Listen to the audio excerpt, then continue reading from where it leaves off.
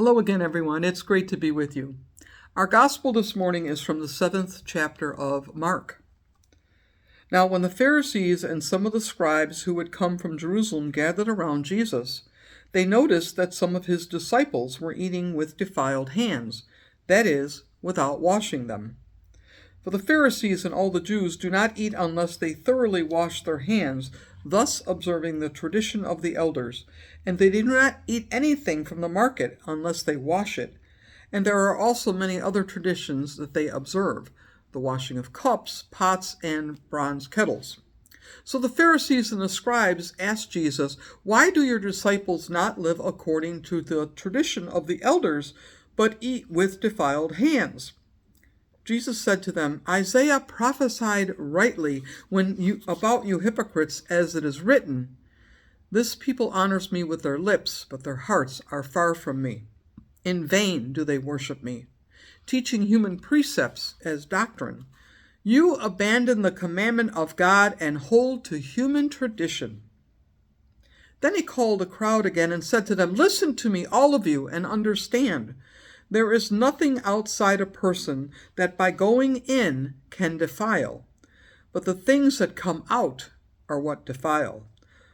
For it is from within, from the human heart, that evil intentions come: fornication, theft, murder, adultery, avarice, wickedness, deceit, licentiousness, envy, slander, pride, folly.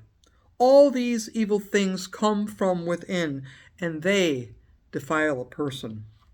The Gospel of the Lord. Praise to you, O Christ. A man fell ill between two villages, as this ancient story goes. Since he was physically located exactly halfway between the two villages, it presented a problem for the authorities as to which village should take care of the stricken man. It had to be decided which community the man was actually closest to, and therein lies the disagreement. One village maintained that the distance should be measured from the man's navel. The other village argued that it should be calculated from the man's mouth. The outcome of this little drama, sad though it is almost predictable.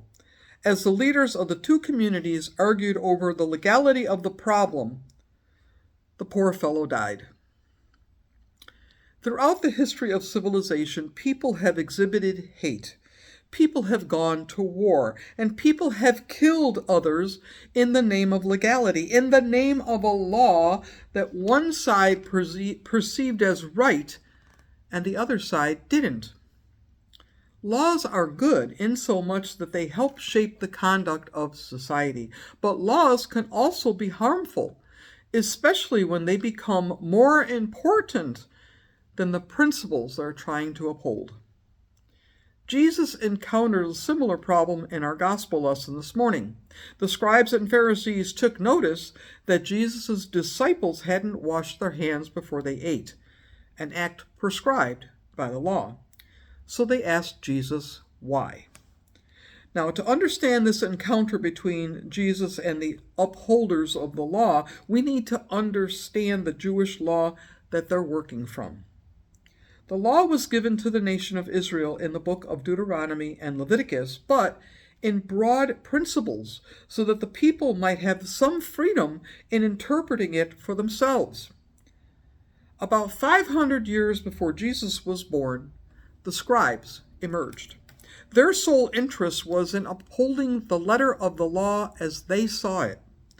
So they developed their own oral law, the law of the elders, to put exactness into these broad principles. Over time, however, the broad principles vanished, and only the exact rules poured out by the scribes remained. The hand-washing law went something like this. Before one ate, one must pour 1 1/2 eggshells of water over his hands in this prescribed manner. He must hold the hands with the fingertips upward and pour the water over them until it runs down his wrists. He must then cleanse the palm of each hand with the fist of the other. He must then hold the hands with the fingertips pointed downwards and pour water on them from the wrists downwards so that it would run off the fingertips. Now, this was no matter of hygiene, it was a matter of ritual. Even if the hands were spotless, it must be done. To do it was to please God. To fail to do it was a sin.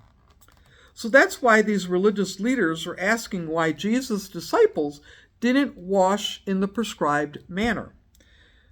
But Jesus, in one sentence, does away with all these oral laws. He saw that they were not worshiping God, but the law itself. He said, "You abandon the commandment of God and uphold to human tradition." Jesus saw that the exactness of the law was being used to turn people away from God instead of bringing people to God to witness his love and mercy. Jesus goes on to say that it is not what is outside of a person that makes them unclean, but what is in their heart that matters. The religious leaders were using the man-made law to gain respect, position, and wealth for themselves, instead of showing the people how the law can help them find God in their lives. Jesus was freeing the people from the tyranny of the externals and giving them freedom to live with the law of love in their hearts. In the whole of the New Testament, Jesus only mentions 2 laws, and they go together. You should love the Lord your God with all your heart, with all your soul, with all your mind, and you shall love your neighbor as yourself. Notice, Jesus doesn't go beyond the broad principle of the law. He doesn't define in exact details how one should love God and love one's neighbor. Instead, in his teachings, in the way he lived, in how he acted, he showed us how to love God and neighbor. God created each of us differently, and in this uniqueness, we all have different talents, different ways, different abilities to worship God and to love our neighbor. Jesus has given us the freedom to express our uniqueness as we live our Christian life. But while the broad principles still stand, this is a command. If we are true followers, we are not at liberty to say, "Well, God, today I will worship you because I don't have anything better to do," or "Today I will be good to my neighbor because I feel like it." This is not something that we can turn on and off. There is no freedom not to follow or live by this command. It is a reality that we, as the people of God, must accept and live by. God puts each of us in a unique position to be special to God. I think God enjoys seeing how each of us uses the resources we've been given to worship and serve God through our neighbor. In some ways, the freedom to live in the principles of the law is more difficult than living by the letter of the law. The letter of the law is all spelled out in black and white. We don't have to take responsibility for our actions. But when we are given the freedom to express the principle of the law in our own way, then we have to take full responsibility for our actions. We stand alone before God. We can't blame anyone or anything for our failure to act or for acting wrongly. Yes, we have a greater responsibility, but I think it is in that way, that very freedom to act and to fail, that we are more confident of the grace of God in our lives. When we fail, we know God's forgiveness is there for us. And when we succeed, we know that it is by the grace of God, the love that God has for each of us that has seen us through.